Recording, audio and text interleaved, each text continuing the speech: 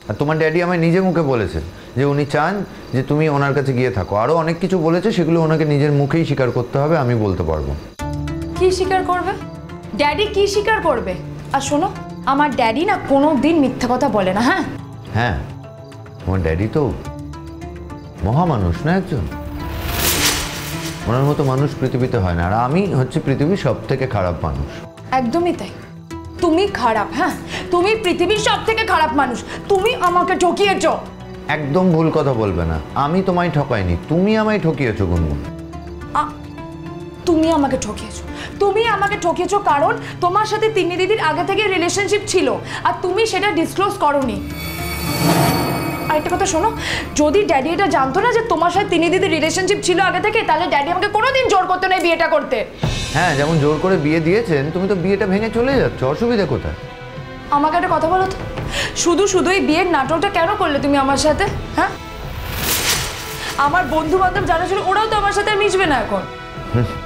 সে বলেছে মিশবে না, আবার কালকে একটা পার্টি দিয়ে দাও, দেখো সব ল্যাং ল্যাং করতে করতে চলে আসবে তোমার যে বন্ধু বান্ধব। আর ওই যে আরেকটা রদ্দি মাল, কি ক্রিস নাকি?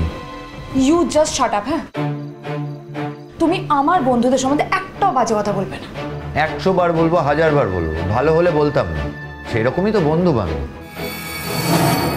না আছে শিক্ষা না আছে দীক্ষা, বাবা মায়ের পয়সা নিয়ে ফুটানি করে।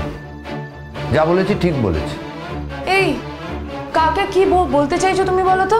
কাকে কি বলতে চাইছো?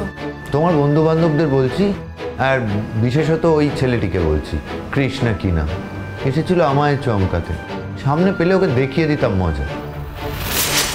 বাবা, কি করবে তুমি কৃষ্ণকে? হ্যাঁ, কি করবে তুমি?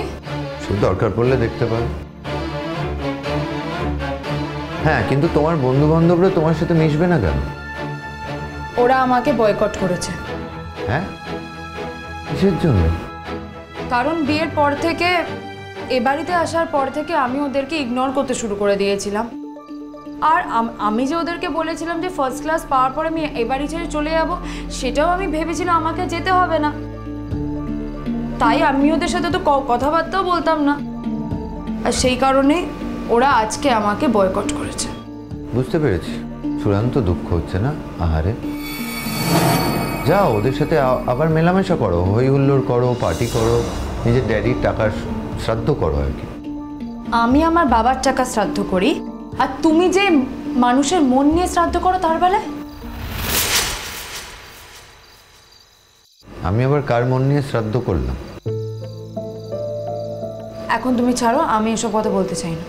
বলতে চাই না মানে? বলছো তো, অভিযোগ যখন করেছো তখন তোমায় স্পষ্ট করে বলতে হবে আমি কি করেছি। তুমি আমাকে মিথ্যে কথা বলেছিলে।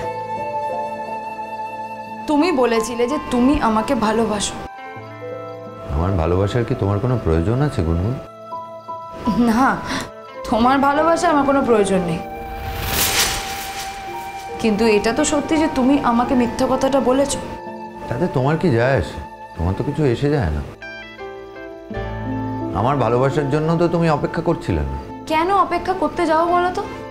কারণ ফার্স্টলি তুমি আমাকে কোনোদিন ভালোই বাসোনি, আর সেকেন্ডলি এখন আমার তোমার ভালোবাসার কোনো দরকার নেই। সে তো তোমার ওই কৃষের ভালোবাসা পেলেই চলবে। চুপ করো, একদম চুপ করো। তুমি কৃষকে নিয়ে আর একটাও কথা বলবে না। এত গায়ে লেগে গেল ফট করে?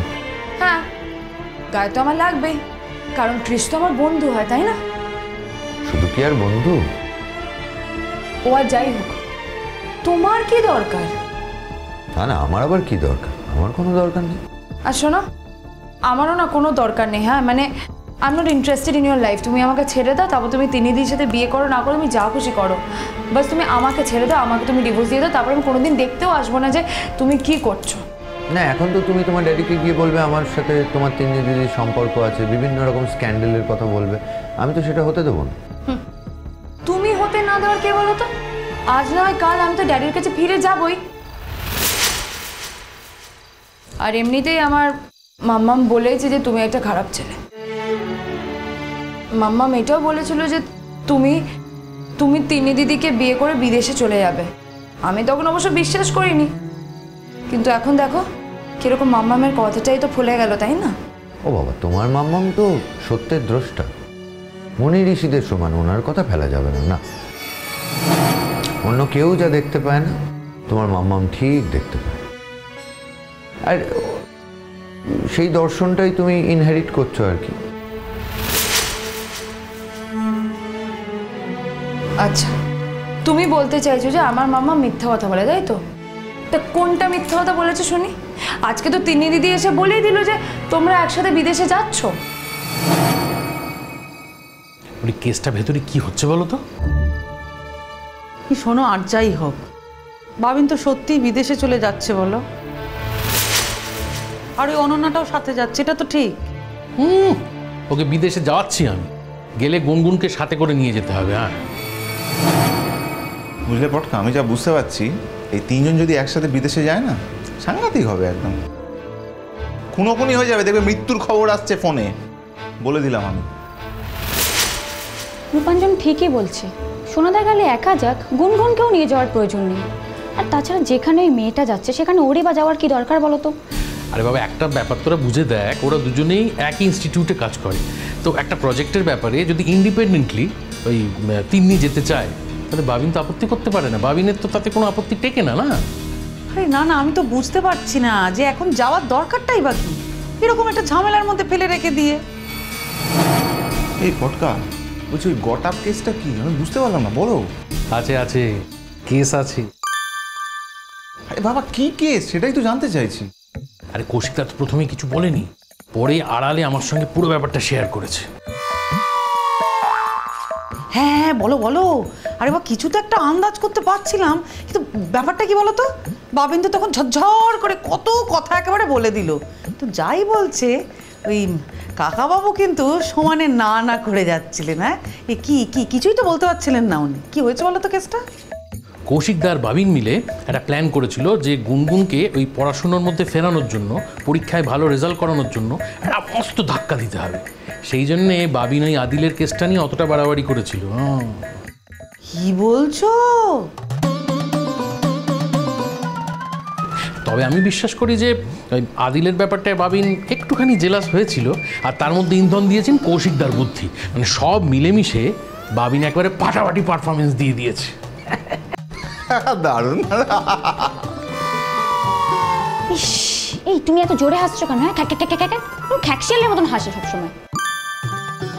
এই, তুমি আমাকে খ্যাকশিয়াল বললে? ঠিকই তো বলেছে রূপাঞ্জন, তুমি তো সত্যি খ্যাকশিয়ালের মতোই হাসছো। আরে বাবা, শুনতে পাবে না? এই যেটুকু শুনতে পাচ্ছি, দেখতে পাচ্ছি, এরপর কিন্তু কিছুই হবে না।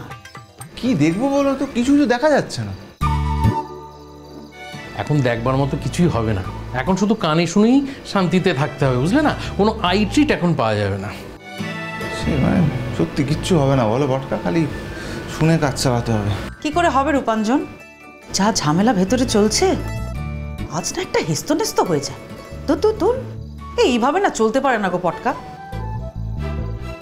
সত্যি, যাকগে বাবা, মাঝখান থেকে গুনগুনের পরীক্ষাটা দেওয়া হয়ে গেল অ্যাটলিস্ট। এই চিনি, এখনো দেওয়া হয়ে গেল এই কথাটা তুমি বলো না। ওরে দাঁড়া, কালকে পরীক্ষাটা হোক, লাস্ট পরীক্ষাটা হলে তবে তো শেষ হবে। আর তারপরে এই গল্পের ক্লাইম্যাক্স। আমি যতদূর বুঝতে পারছি, পরীক্ষাটা দিয়ে গুনগুন ফেরার পরে কৌশিকদা এসে সবার কাছে পুরো প্ল্যানটা রিভিল করবে। তার আগে তো কৌশিকদা কিছু বলতে পারছে না। আরে বাবা, নিজের মেয়েকে তো সবচেয়ে ভালো উনিই চেনেন, উনি তো জানেন। আগেই যদি বলে দেয় গুনগুন বিগড়ে যাবে, ব্যাস লাস্ট পরীক্ষাটা হয়তো দিলই না। সেই ভয়ে কৌশিকদা কিচ্ছু বলছে না, চেপে রয়েছে। আমাদের বাবিনটার তো মনে অত প্যাঁচ পয়জার নেই, মাথাতেও কিছু নেই, ও গড়গড় করে সব বলে যাচ্ছে। আর কৌশিকদা পড়ছে ফ্যাঁসাতে, কিচ্ছু বলতে পারছে না, চেপেও রাখতে পারছে না। তবে আমায় আড়ালে বলেছে একটুখানি চালিয়ে খেলতে হবে ওনাকে। আঙ্কেলের মাথায় তো হেভি বুদ্ধি দেখছি। তো বুদ্ধি থাকবে না? এত বছর ধরে যে ওই মেয়ের সঙ্গে থাকছে, থাকতে থাকতে ডাক্তারবাবুর বুদ্ধির বিকাশ ঘটে গেছে এবং ঘটে চলেছে।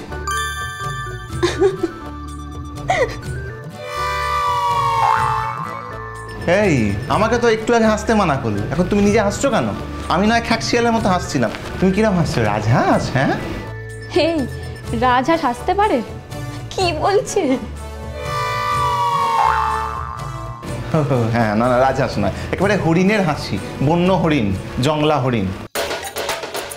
এই, তুমি কিন্তু একদম বাজে কথা বলবে না, হ্যাঁ? এই শোনো, আমাকে বললে তখন কিছু হয় না, না আমি বললেই দোষ হয়ে যায় সব সময়। এই তোমাদের এই কীর্তন শুনবো? হ্যাঁ, তাহলে তো ভেতরের কোনো কথাই কানে আসবে না, একটু চুপ করো না। আচ্ছা ঠিক আছে, একটু ফোকাস করি, তারা শুনি ভালোভাবে কি বলছে। হ্যাঁ যাচ্ছি। আর যদি যাই তাতে তাতে কি মহাভারত অশুদ্ধ হবে? শুধু তো বিদেশে যে যাচ্ছ সেটা তো নয়, তোমরা তো আবার বিয়েও করবে। হ্যাঁ করবো। তুমি যদি ডিভোর্স করে এখান থেকে চলে গিয়ে নিজের ড্যাডির কাছে আবার ভালো মেয়ে সেজে থাকতে পারো, তাহলে আমিও আবার সংসার করতে পারি। তাহলে হঠাৎ করে তিন্নি দিদি কেন? হ্যাঁ, এর মানে তো এই ধারণা যে তিন্নি দিদির সাথে তোমার আগে থেকে রিলেশনশিপটা ছিল, তাই তিন্নি দিদি। না হলে আজকে তোমার সাথে আমার ডিভোর্স হয়ে যাওয়ার পর তো তুমি অন্য কাউকে বিয়ে করতে। এই ঠিক করে বলো তো, তোমার আপত্তিটা আসলে কিসে? আমার বিয়েটাতে না তিন্নি দিদিতে, কোনটা? এই শোনো, আমার না কোনো কিছুতে কোনো আপত্তি নেই, তোমাকে নিয়ে আমি মাথায় ঘামাই না, প্লিজ যাও। এই ব্যাপারটা খুব ফাটাফাটির জায়গায় চলে যাচ্ছে, বুঝলে না? বড় সড়ো ফাটাফাটি কেস হচ্ছে ভেতরে। সেই তো দেখছি গো। তা কি করবো এখন আমরা? ভেতরে চলে যাবো নাকি? এই একদম না, একদম না, এখন একদম যাওয়া ঠিক হবে না। দুজনে এখন একটা চূড়ান্ত জায়গায় গেছে, বুঝেছো তো? এখন যাওয়াটা ঠিক হবে না, তারা একটু ওয়েট করি আমরা। হ্যাঁ, রূপাঞ্জন ঠিকই বলছে, এখন না আমাদের ভেতরে যাওয়াটা ঠিক হবে না, বুঝলে? তুমি একটা স্বার্থপর মানুষ, তুমি সেলফিশ। ও, আমি আমার নিজের জীবনটা নিয়ে ভাবছি বলে আমি স্বার্থপর হয়ে গেলাম। তো তুমি তো এতদিন আমার বউ হিসেবে এই বাড়িতে ছিলে, কোনো রেসপন্সিবিলিটি পালন করেছো? খোঁজ নিয়েছো, খেয়াল নিয়েছো? কি করেছো তুমি আমার জন্য? হাজবেন্ড হিসেবে মান্যতা দিয়েছো তুমি আমায়? হাজবেন্ড? আমি তো তোমাকে হাজবেন্ড মনেই করি না। হ্যাঁ সেই তো, সেটা আমি বুঝে গেছি। সে কারণেই আমিও তোমাকে আর ওয়াইফ মনে করছি না নিজের। ওয়াইফ? তুমি তো আমাকে কোনোদিনই ওয়াইফ বলে মনেই করতে না। যদি তুমি সত্যি মনে করতে না, তাহলে বাইরে গিয়ে তিন্নি দিদির সাথে সম্পর্কটা রাখতে পারতে না। অবান্তর বাজে কথা বলো না। কোনটা বাজে কথা? এটা তো সত্যি কথা। আচ্ছা, যদি এটা মিথ্যা কথাই হতো, যদি তোমার তিন্নি দিদির সাথে সম্পর্কই না থাকে, তাহলে তুমি কেন বলছো তুমি তিন্নি দিদিকে বিয়ে করবে? আমি তো শুধু বলেছি আমি বিয়ে করব। তুমি তো জোর জবরদস্তি বলছো যে আমি নাকি তিন্নি দিদিকেই বিয়ে করবো, তাহলে আমার কি করার আছে? তার মানে কি তুমি তিন্নি দিদিকে বিয়ে করবে না? সেটা পরের বিষয়, পরে ভাববো। এই কথার উত্তর আমি এখন দিতে পারবো না।